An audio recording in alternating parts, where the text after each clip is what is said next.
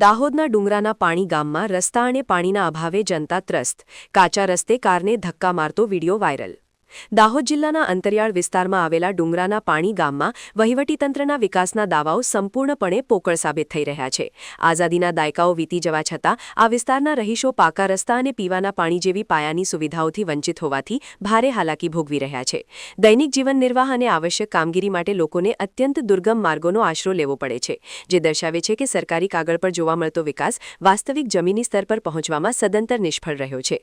આ ગંભીર પરિસ્થિતિનો ચિતાર આપતો એક દૃશ્યમાન પુરાવો તાજેતરમાં સામે આવ્યો છે, જેમાં સ્પષ્ટ જોઈ શકાય છે કે પાયાના માળખાના અભાવે વાહન વ્યવહાર કેટલો કઠિન બન્યો છે.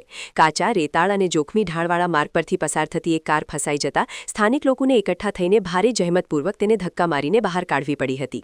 રાજકીય કે સામાજિક કાર્યક્રમો અર્થે આવતા વાહનોની પણ આ દુર્દશા થતી હોય તો સ્થાનિકોની રોજિંદી યાતના કેટલી ગંભીર હશે તે સહજતાથી સમજી શકાય છે, જે પ્રચલિત વિકાસ મોડલની વાસ્તવિકતા સામે સીધો પડકાર ફેંકે છે. આવી કથળતી પરિસ્થિતિ અને તંત્રની લાપરવાહીના કારણે ગ્રામજનોમાં સ્થાનિક નેતાગીરી તેમજ પ્રશાસન સામે ઉગ્ર રોષ ભભૂકી ઉઠ્યો છે.